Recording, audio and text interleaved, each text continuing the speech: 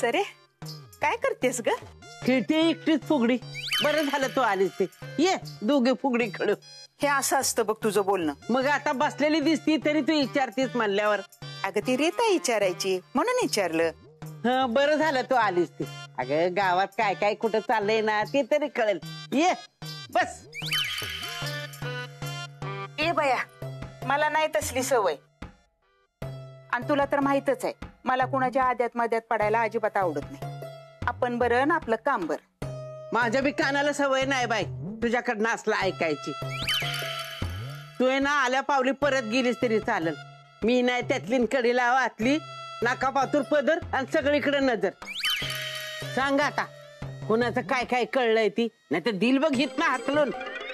अगं त्या सोम्याचं आणि त्याच्या बायकोचं लई जोरात भांडण झालं बघ. असं चेचलंय का नाही.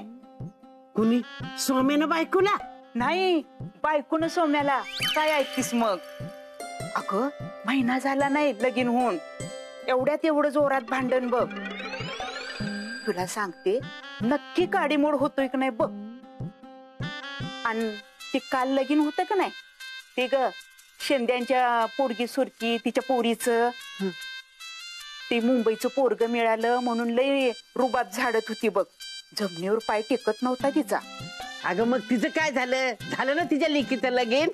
अगं कसलं लगीन होतंय. लग्नात त्या नवऱ्याकडच्या लोकांनी दारू पिऊन नुसता धिंगाणा घातला आणि नवरदेव तर हुंड्यासाठी अडून बसला होता. हुंडा कसला? धोंडाच घालायचा त्यांच्या डोक्यात. तसंच झालं की मग आपल्या गावातली सोडत्यात होय. हा हो आत्या तुम्ही इथं बसलाय यावय. मला वावरात ह्यासनी डबा घेऊन जायचे आणि तुम्ही इथं टाइमपास करत बसलाय. मंगलताई ओ मंगलताई. मंगलताई आहे का घरात तुम्ही? तू कवा आलीस ग? ही काय आत्ता चलिया. आमच्या आत्या म्हणल्या की वाड्यात डागडुजीचं काम चालू आहे म्हणून म्हणलं चला बघून यावं. पण काय ग मंगलताई म्हणजे असं मध्येच काम काढलं. आत्ताच डिंपलचं लग्न झालं या आणि त्यात कुठला सण बी नाही. ते कसं आहे ह्यांच्याकडं ना लई बखळ पैसा आलाय आणि ते कुठं ठेवायचं ना ते ह्यांना कळना झालंय म्हणून वाड्याची डागडुजी काढली. कळलं का? पण काय ग तुला काय करायचं? इथं हा आमचा वाडा अख्खाच्या अख्खा पाडू नवा बांधू नाही तर काय बी करू. तुला काय करायचं चौकशा? वाक्का मी आपलं सहज विचारलं. एवढं काय डायरेक्ट अंगावीची गरज आहे? हा मग मला नाही आवडत आमच्या वाड्याबद्दल कुणी चौकशा केलेल्या. तुम्ही कशा येता इथं गुलगुलू बोलाल आणि बाहेर जाऊन एकाचा चार कराल. तुम्हाला काय दुसरे उद्योगधंदा आहेत का तवा? वंदे अगं तुझ्या जिभेला काय हाड. आम्ही कशाला जाऊन कुठं काय सांगतोय ग. आणि आम्हाला नाही तसल्या सवयी. आज फतूर कधी मी हिकडची गोष्ट तिकडे जाऊन नाही सांगितली. विचार पाहिजे तर तुझ्या आईला. वंदे अगं तिने विचारून तुझ्या का ग नाकाला एवढ्या मिरच्या झोंबल्या? तिने आपलं विचारलं वाड्याची डागडुगी करताय का तुझ्या झोळी धोंडा पाडला वय त्यानं? सरे बाया आजपर्यंत एवढा अपमान झाला नव्हता बाई. तुझी लेक अशी वागल असं वाटलं नव्हतं मला. नाहीतर काय चहापेक्षा किटली गरम. एक तर ह्यांचं या वाड्यात काय पण नाही. हाय ती पाहुण्या या वाड्यातली माणसं काय बोला ना ती पण उगाच आपलं ह्यांचं मधी मधी मधी. रवीने तुला माहिती नसेल म्हणून सांगते. हा वाडा ना माझ्या आई बापाचा हाय आणि ही तो माझा हिस्सा हाय. कळलं का? रवीना जना आत्या तुम्ही नका ह्यांच्या नादाला लागू. यांना सवयच आहे उकरून उकरून भांडण काढायची. ए आहे बघितलं का तुझी लाडकी सून कशी मला बोलती ती? त्या काही चुकीचं बोलत नाही ती बरोबरच बोलतात मंगलताई. बरं मंगलताई जाते मी. म्हटलं वाड्यात काय काम लागले तर मदतीला यावं म्हणून आली होती. पण इथं आल्यावर असा अपमान होईल असं वाटलं नव्हतं. या बघा मंगलताई आम्ही गावात काय बी सांगायची गरज नाही. गावात समदीकडे चर्चा आहे वाड्यात डागडुजी चालली त्याची. वात्या तुम्ही काय बसलाय? चला का अजून अपमान करून घ्यायचंय तुम्हाला? सरे आता गावातलं काय बी तुला सांगणार नाही बघ. हा ऐकायचं असलं तर तुलाच माझ्या घरी यावं लागल. हा चला चल ग. मम्मी हे असं चिडून का निघून गेल्या? टिंपे, अगं गावाच्या डोळ्यावर यायला लागले, लोक म्हणायला लागलेत, चर्चा करायला लागलेत, ज्यांचं 2 वेळचं खायचं वांद होतं ना ते एवढं खर्च करून वाड्याची डागडुजी कशी करायला लागलेत? हा डिंपे, ह्या गावातल्या लोकांना ना काय काम नाही, त्यांना काय चर्चा करायची ना ती करू दे. तू कशाला एवढा विचार करतेस? वाड्याची कौलं पडली त्यावेळेस कुणी ताडपत्री द्यायला आलं होतं का? आलं होतं? नाही. वाडा गळत होता त्यावेळेस कुणी भांड घेऊन आलं होतं का खाली धरायला?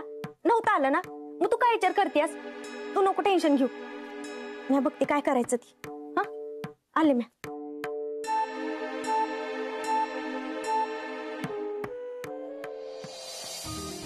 देवेलीताई गायकवाडांचा, अरे आवाज कुणाचा? देवेलीताईंचा, आवाज कुणाचा? देवेलीताईंचा. आज निवडणूक प्रचाराचा शेवटचा दिवस आहे आणि देवयानी गायकवाड यांनी आजच्या दिवशी प्रचारासाठी सगळी शक्ती पणाला लावलेली दिसते. तुम्ही बघू शकता त्यांनी किती मोठी रॅली आयोजित केलेली आहे. लोकांपर्यंत पोहोचण्यासाठी त्या कुठलीच कमी बाकी ठेवत नाहीयेत. त्या लोकांना भेटतायत, अभिवादन करतायत.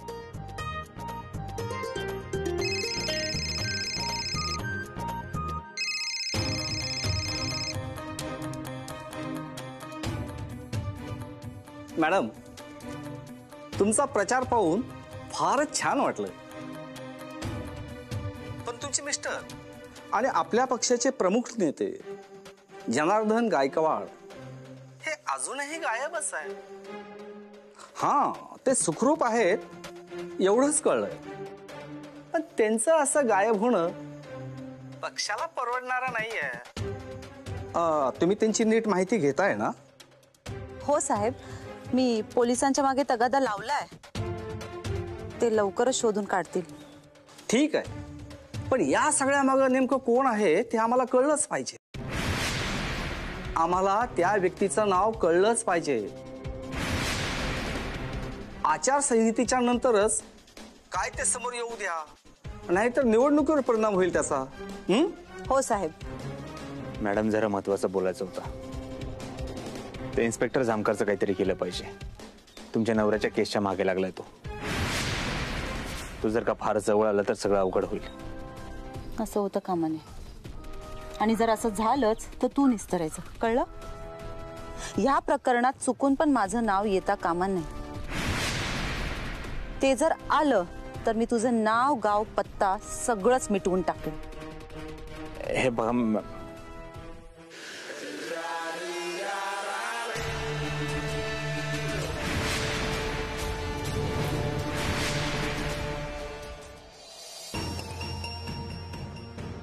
पांडवा, सगळं कोपरं व्यवस्थित लिंपून घ्यायचं.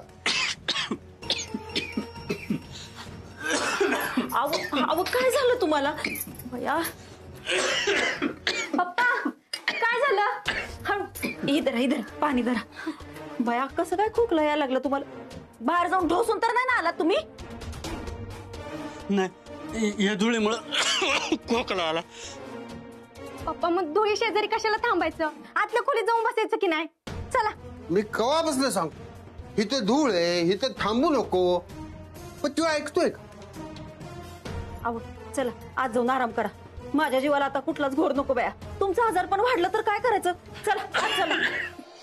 बाबू दादा, काय हो, पुन्हा त्रास होतो का तुम्हाला? नाही, धुळीमुळे खोकला आलाय त्यांना. वाड्यात प्रचंड धूळ झालीये. मंगलताई, मला जरा तुमच्याशी महत्वाचं बोलायचंय. बोला की डॉक्टर. मला असं वाटतंय या वाड्याची डागडुजी थांबवावी तुम्ही. काय झालं काय डॉक्टर? सरपंच, तुम्ही जरा बाहेर जाता का? मला बोलायचंय. डॉक्टर, पाठीव मारा, पोटाव मारू नका. अहो नाही, असं काही नाही. तुम्ही जसं समजताय तसं काही नाहीये. तुमचे जे काही पैसे असतील ते माझ्याकडून घ्या. हा, तुम्ही प्लीज बाहेर जा. ठीक आहे, स्टॉप.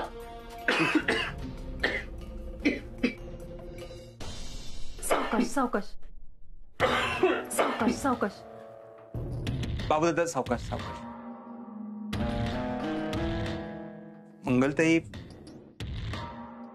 मला असं वाटतंय किती दिवस आपण या वाड्याची दुरुस्ती करणार ना? अजून फार जुना झालाय हा वाडा. हो मग काय करायचं डॉक्टर? माती ढासळू द्यायची का?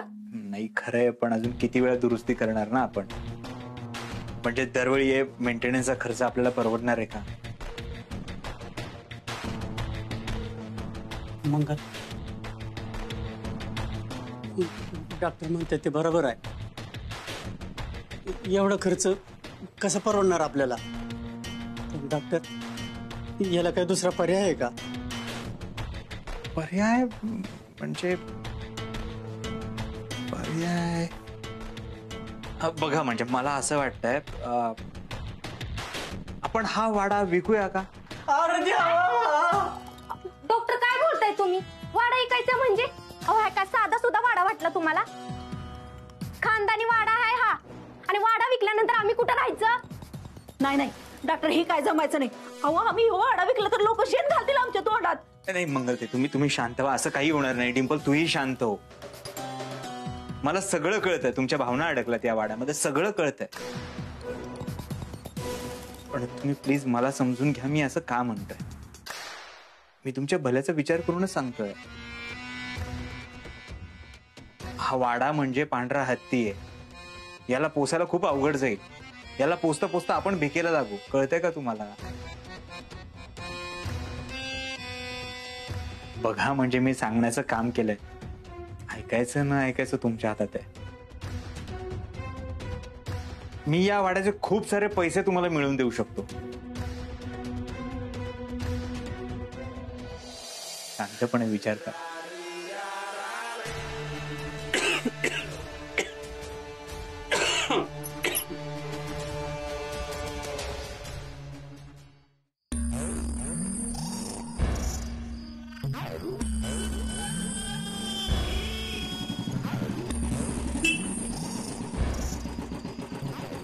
काय डॉक्टर, तुम्ही दरवेळी माझा पाठलाग का करता हो? पोलीस आहे मी, पाठलाग करणारच मी. बोला, काय काम आहे? मला फार आठवण येते हो तुमची. आणि मला आणखी एक वाटतं की तुम्हाला जर माझी आठवण आली तर तुम्ही काय कराल, म्हणून मी तुमच्या मागावर असतो. का काढता माझी एवढी आठवण तुम्ही? एक मिनिट, मला तुमची आठवण काय येईल? पण मी काढतो ना तुमची आठवण. मला वाटतं तुम्ही नेहमी पोलीस स्टेशन मध्ये असावं. गंमत केली मी, अशी गंमत करत असतो मी अधून मधून. बसा, तुम्हाला वाड्यावर सोडतो. नाही, मी जाईन चालत. बसा हो. तुम्ही असे चालत जाल अंधारात, तुम्हाला वाटेल मी तुमचा पाठलाग करतोय. तुमची चिंताच मिटवून टाकतो मी. शांतपणे झोपाल तुम्ही. बसा बसा हो.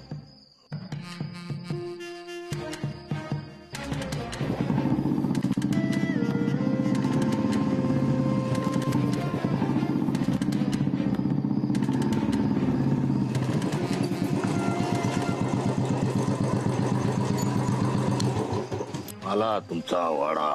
थँक्यू. चांगलं सूत जुळलंय तुमचं आमदारबाईशी. मधुर संबंध प्रस्थापित होत आहेत. मस्त आहे निवड तुमची. आमदारबाईच्या पदराखाली लपून तुम्ही माझ्यापासून वाचाल असं जर तुमच्या मनात असेल तर ते काढून टाका.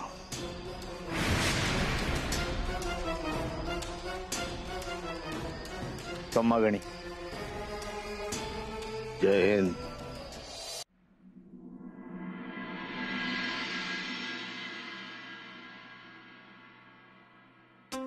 आणि आपण पाहत आहात आमदार देवयानी गायकवाड यांच्या मतदारसंघात यावेळी विक्रमी मतदान झालेले आहे. आणि इथली एकूण लाट पाहता या मतदारसंघात पुन्हा एकदा आमदार देवयानी गायकवाड यांची सीट लागण्याचे 100% चान्सेस आहेत. आता तर गुलाल मीच उधळणार. आत येऊ का मॅडम? इन्स्पेक्टर जामकर तुम्ही या. थांबा थांबा, बूट काढतो. अहो बूट राहू द्या. या या. अचानक कसे आलात? मी तुमचं अभिनंदन करायला आलो. आता खरं कारण सांगा तुम्ही. खरंच सांगतो, तुम्हाला शुभेच्छा द्यायला आलोय. खूप खूप शुभेच्छा. अहो निकाल अजून आला नाहीये. निवडणुकीसाठी नाही हो, तुमचे मिस्टर जनार्दन गायकवाड हे सुखरूप आहेत हे सांगायला आलोय मी. लवकरच तुमची आणि त्यांची भेट होईल. इथे बसवेन त्यांना. अरे वा, इथं डबल आनंदाची बातमी दिली तुम्ही. काय लागलं तपासात तुम्हाला? घाई, अति घाई. आचारसंहिता चालू आहे. सविस्तर माहिती देऊ शकत नाही मी तुम्हाला. घ्या घ्या फोन घ्या. नाही नको, तुम्ही बोला. घ्या हो. की माझ्या समोर घेण्यासारखा नाहीये फोन. असं काही नाहीये जामकर साहेब. बोला. मतदानाचे आकडे पाहिले का? मी म्हणालो होतो ना त्याचा फायदा होतोय की नाही? हो ना, हे सगळं तुमच्यामुळे शक्य झालं. हो, माझ्यामुळे काय शक्य झालं मॅडम? सगळं जे काय आहे सगळं तुमच्यामुळे. तुम्हीच तर म्हणालो तर साहेबांना गायब करूया. साहेब गायब झाले तर लोकांच्या भावनेशी खेळता येईल आणि त्याचा तुम्हाला फायदा करून घेता येईल. आणि तो होतोय. एकाच दगडात दोन पक्षी मारले तुम्ही. हो, हे सगळी तुमच्यासारख्या कार्यकर्त्यांची कृपा आहे. काय बोलताय तू? चला, मी नंतर बोलते. फोन ठेवते. मॅडम, कार्यकर्ते निकाल लागायच्या आधीच अभिनंदनाचा वर्षाव करताय. असे बरेच फोन येणार आहेत तुम्हाला आता. म्हणजे गंमत केली मी. अशी गंमत करत असतो मी कधी कधी. आमच्या डिपार्टमेंटचा एक माणूस असेल इथे तुमच्या संरक्षणासाठी तैनात. चला येतो मी. अरे एक गोष्ट राहिली. काय झालं? तुमचे सगळे फोन्स टॅप होत आहेत. कदाचित आता आलेला फोन सुद्धा.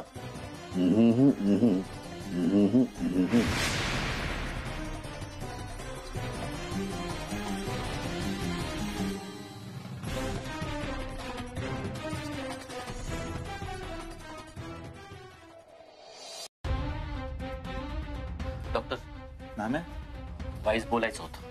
आता नाही, आता मी जरा गडबडीत आहे, नंतर बोलू. महत्वाचं आहे डॉक्टर. बोल. डॉक्टर, 2 महिने झाले लोकांचे डबल झालेले पैसे आपण दिले नाही. ते चिडलेत. अजून जर वेळ गेला ना तर मारायला पण कमी करणार नाही मला ते. डॉक्टर, मी काय म्हणतोय, डबल झालेले सोडून द्या. त्यांनी गुंतवलेले तरी देऊ द्या.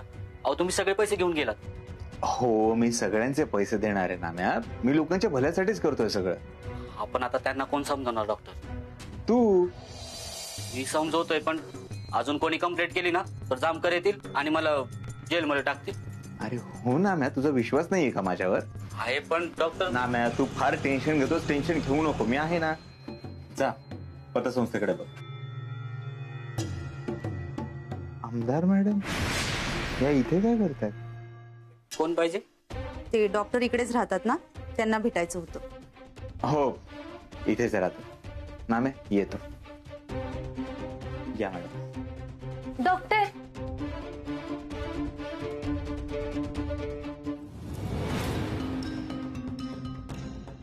कोण बाई ही? आता हे काय नवीन प्रकरण आहे? आमदार बाई येत त्या. तोंडाला बांधून का आले ती? त्यांनाच माहिती आहे. डॉक्टर, मला तुझ्याशी काहीतरी महत्वाचं बोलायचं होतं. आपण कुठे जाऊन बोलू शकतो? या आमच्या खोलीत बोलू.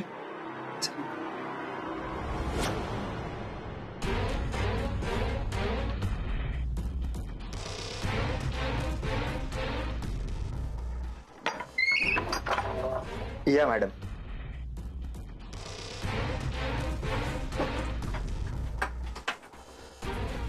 मॅडम, तुम्ही इथे अशा अचानक आलाय. नाही म्हणजे तुम्ही इथे येत नका जाऊ. गावकऱ्यांना उगाच संशय येईल. जर काही महत्वाचं काम असतं तर मला निरोप पाठवायचा, मी आलो असतो. मलाही इथे यायची हौस नाहीये, पण तुझ्या मूर्खपणामुळे मला इथे यावं लागलं. एक मिनिट, मी काय केलंय? तू मला अभिनंदनाचा फोन केलास आणि आपल्या कटाचा उल्लेख करून टाकलास. अशा गोष्टींचा उल्लेख फोनवर करून जोखीम घ्यायची नसते, एवढी अक्कल नाहीये तुला? काय गरज होती आपला मोठेपणा सांगताना आपल्या कटाचा उल्लेख करायची? मला मान्य आहे, माझी चूक झाली, मान्य आहे, पण त्यात एवढं चिडण्यासारखं काय? चिडण्यासारखंच आहे डॉक्टर. तो जामकर माझे फोन टॅप करतोय. काय? तुझ्या मूर्खपणामुळे ना आपण सगळे जेलमध्ये जाऊ एक दिवस. ते तर बरं झालं तो जामकर त्या दिवशी घरी आला आणि त्याने मला कल्पना दिली. अर्थात त्यातही त्याचा काहीतरी हेतू असणार आहे, ते मी नंतर बघून घेईन.